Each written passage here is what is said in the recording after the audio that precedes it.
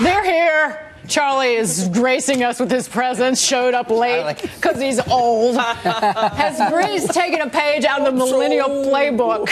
Charlie Gasparino says the protesters there are acting a lot like the younger generation here. He's joined by Steve Leeb, Liz McDonald, and Fox Business senior editor Charlie Brady. We refer to them, this quartet, as the bitter boomers. By the way, there were lots of millennials in that crowd. Did you see them there? Yes. Going nuts and cheering and clapping of getting out of it. Just underscores just how absurd the millennial generation is. You know, I started out being very sympathetic for Greece. I really did. I have saw to the admit millennials. Yes, I did. And then I started reading the data. And I realized that the Greek economy right now is larger than the Polish economy, larger than Hungary, larger than Latvia, 4 or 5 times larger than Vietnam, and you don't see them, you know, waving flags and protesting. Those millennials are working. That's right. Yeah, that's why. But what is let me ask you something. What is the life expectancy of Greece people versus us? This is crazy. Now, this really does get me mad. Their life expectancy, Charlie, their life expectancy is 81 years old. Well, you know why? Ours is 79. You know why? I know what you're going to say. No stress. No stress. Lots of olive oil. Yeah, Mediterranean diet. Yes. These people don't have a lot to complain about, and they could have made it so much better for themselves. Liz and I were talking before about this port of Piraeus. Basically, the Chinese have half this port. The Greeks have the other half. The Chinese are running it twice as fast as the Greeks. They're making it a southern gateway to all of Europe. Now they're going to end up with 100% of this port. What this says to me, if the Greeks have been willing to roll up their sleeves, now I was somebody that was very sympathetic.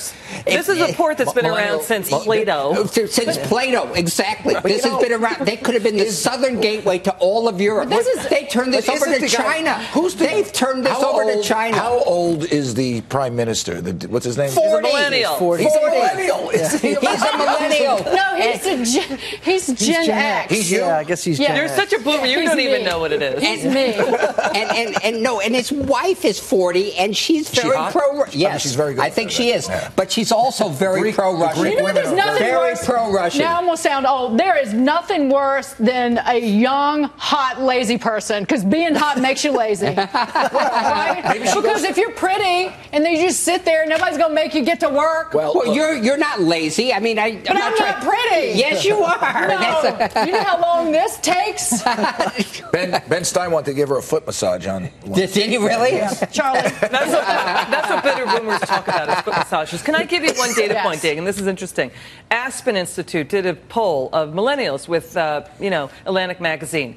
They found a stunning finding that their millennials' definition of the American dream is a life of luxury. It was the highest, percentage recorded in any age group. That's I think, speaking to the people in Greece, they do want to just work or not work and have a life of luxury. Sorry, as a bitter boomer, just giving us bitter.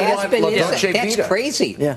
That is like nuts. They want La Dolce Vita. Yeah, what's Greek for Dolce Vita? I don't know. You're being silent and angry, Charlie. Why is that? That's typical. Just thinking, we got our own unemployment report today, 5.3%, lowest since 2008. In Greece right now, the millennials, half of them are unemployed.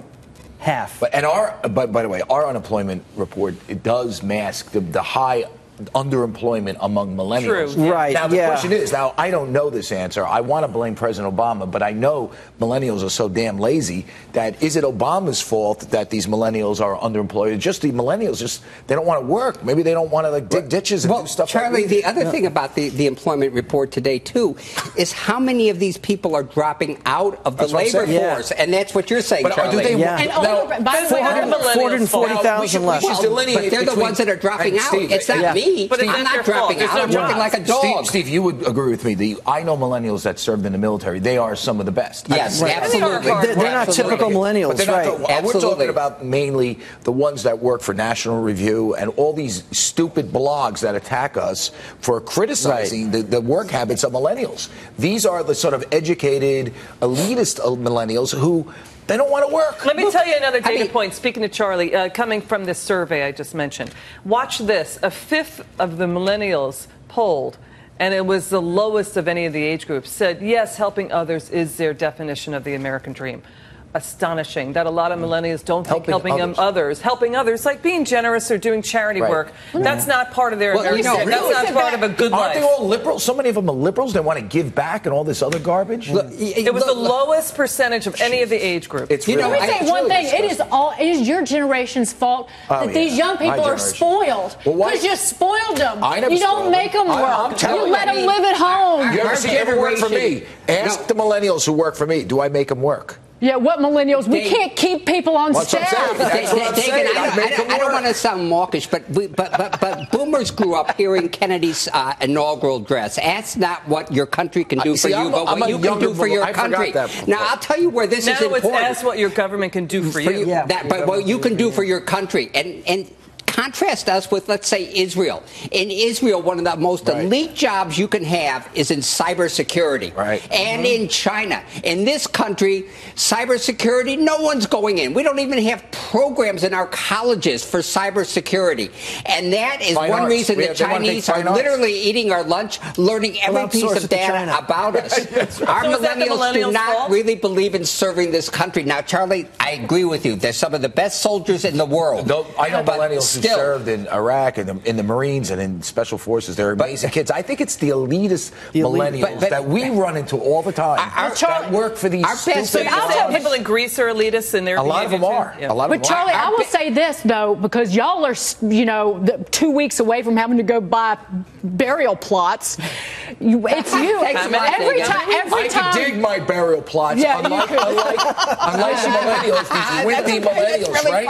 I can dig my burial it's your generation. If a politician says we're going to touch entitlements, we're going to fix entitlements, we're going to cut your benefits so we can fix Social Security, Medicare, you lose your mind. Not me. And ultimately, they're going to carry me out. My last stop is Campbell, where they bury people. I'm not going to stop working because you just lose it. I thought your last stop was here. Yeah, well, maybe I'll die. The way I'm going, Charlie, I'll probably pass out here.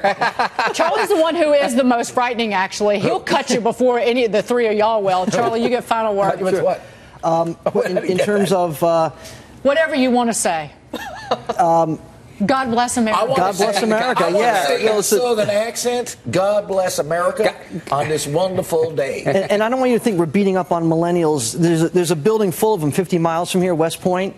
And they're not millennials, although they're of that age. They work hard. They love their country. They sacrifice. Millennials that we work with and we see, and that work at National Review, which hasn't broken a story since Bill Buckley interviewed Cap Weinberger. All right, I love you all.